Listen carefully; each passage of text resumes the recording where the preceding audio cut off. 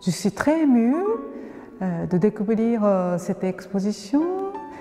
C'est la première fois qu'une ville me consacre cette exposition individuelle.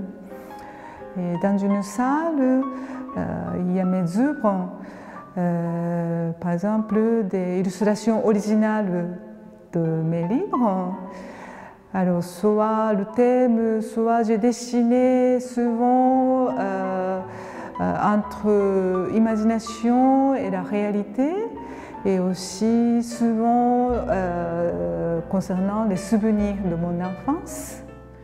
Et voilà, par exemple, donc c'est mon dernier livre, et puis 10e livre qui est sorti en septembre 2020. Momoko, une enfance japonaise. Il y a une dizaine d'illustrations originales qui sont exposées.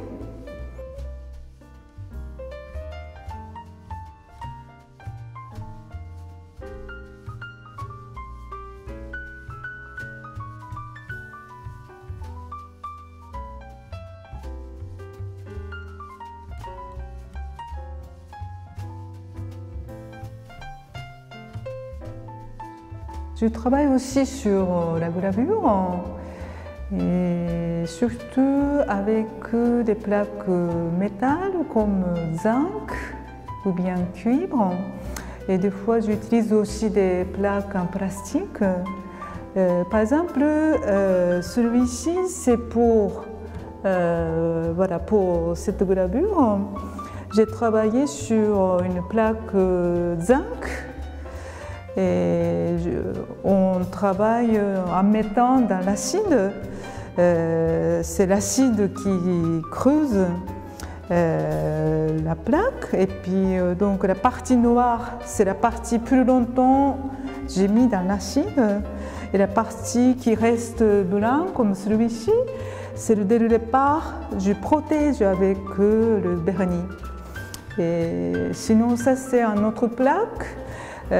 Cuivre, c'est un peu plus dur, donc il faut mettre dans l'acide plus longtemps, mais sinon, pareil, voilà. Et puis les lignes comme ça, c'est je grave avec une pointe très pointue. Et ce que j'aime beaucoup, c'est de travailler avec un peu hasard, c'est-à-dire que des tâches comme ça qui sont fait avec hasard aussi. J'utilise souvent la déliée de plaques. Par exemple, ça, celui-ci, j'ai travaillé, mais qui ne m'a pas tellement plu, donc j'ai utilisé délière. Voilà. J'aime beaucoup travailler avec le hasard. Je suis en train de découvrir une nouvelle technique, c'est sérigraphie. Voilà. Et c'est une des techniques de estampe. Et ce qui m'intéresse beaucoup, c'est qu'on peut utiliser la couleur vivante et moderne. Oui, ce qui m'intéresse, c'est j'ai l'impression qu'on peut s'exprimer quelque chose de plus moderne. C'est ça, et aussi techniquement, on peut utiliser la technique numérique pour préparer le petit pont. On appelle le petit pont, c'est pour la préparation d'images pour sérigraphie. Et je viens de commencer à découvrir, j'ai l'impression que c'est vraiment, on peut faire plein de challenges.